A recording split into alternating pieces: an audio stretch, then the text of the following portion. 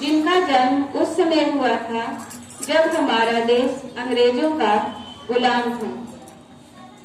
जब ये थोड़े बड़े हुए तभी से इनके मन में देश की आजादी और धर्म के प्रति लगाव बढ़ता गया। जब पढ़ लिख कर बड़े हुए तो इनकी इच्छा तो कुछ और थी, लेकिन परिवार की परिस्थितियों के कारण इन्हें एक शिक्षक की नौकरी करनी पड़ी। जब ये शिक्षक की नौकरी की तो इनके मन में एक विचार आया कि अपने यहाँ उच्च शिक्षा के लिए लोग विदेश में जाते हैं। उस समय हमारे देश में ऐसा कोई संस्थान नहीं था जहाँ पर उच्च शिक्षा प्राप्त हो सके। उसके लिए उनके मन में विचार आया कि एक विश्वविद्यालय की स्थापना की जाए, लेकिन किसी भी बड़े काम को करने के लिए स्वयं अकेला व्यक्ति नहीं कर सकता। इसलिए उन्होंने एक छोटी सी संस्था गठित की और उसमें अपना विचार रखा कि मेरी इच्छा है एक ऐसे शिक्षा संस्थान की स्थापना करना जिसके लिए हमारे देश से लोग विदेशों में शिक्षा प्राप्त करने जाते। वहां उपस्थित लोगों ने उनके प्रस्ताव को मंजूरी दी, बहुत सराहना की। कुछ दिन बाद जब त्रिवेणी संगम पर गए थे तो उस संगम स्थल पर बहुत से लोग आए हुए थे। पूरे देश के राजा महाराजा उपस्थित थे।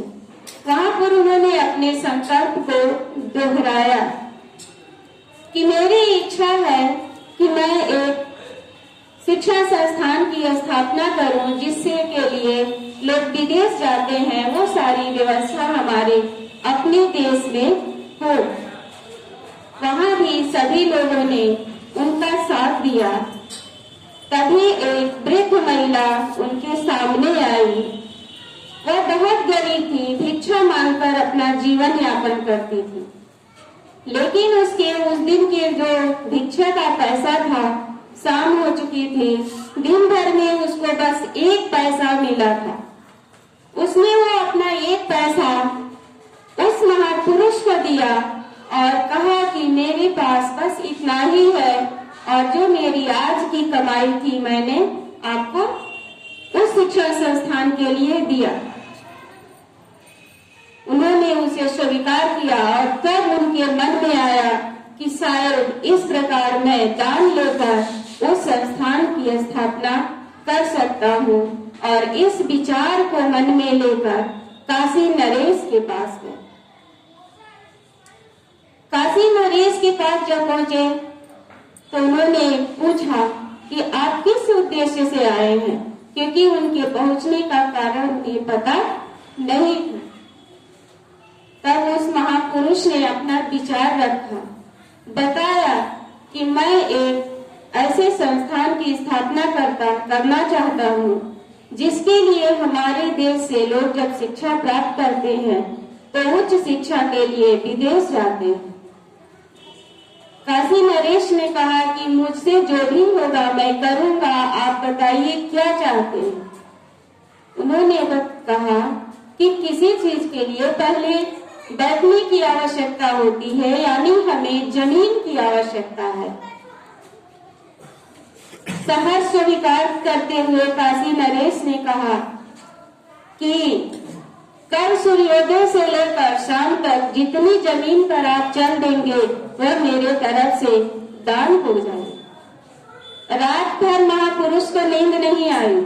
उन्होंने सोचा कि बस मुझे सूर्योदय से सूर्यास्त तक का समय मिला है और उसी में हमें उस जमीन को प्राप्त करना है।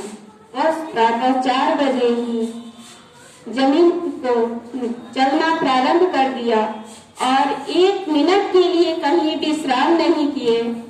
क्यों? क्योंकि यदि वो विश्राम करते तो वह समय कम पड़ जाता, उतनी जमीन उनको कम प्राप्त होती और वो सूर्यास्त तक चलते रहे।